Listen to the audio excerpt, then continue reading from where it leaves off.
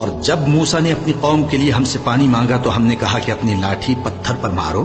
انہوں نے لاٹھی ماری تو اس میں سے 12 چشمے پھوٹ نکلے اور تمام لوگوں نے اپنا اپنا گھاٹ معلوم کر کے پانی پی لیا. ہم نے حکم دیا کہ اللہ کی عطا فرمائی ہوئی روزی کھاؤ اور پیو اور زمین میں فساد نہ کرتے پھرنا. اور جب تم نے کہا کہ موسیٰ ہم سے ایک ہی کھانے پر صبر نہیں ہو سکتا تو اپنے پروردگار سے دعا کیجئے کہ ترکاری اور ککڑی اور گیہوں اور مسور اور پیاز وغیرہ جو نباتات زمین سے اگتی ہیں ہمارے لیے پیدا کر دے. انہوں نے کہا کہ عمدہ چیزیں چھوڑ کر ان کے بدلے ناقص چیزیں کیوں چاہتے ہو؟ اگر یہی چیزیں مطلوب ہیں تو کسی شہر میں جا اترو، وہاں جو مانگتے ہو مل جائے گا.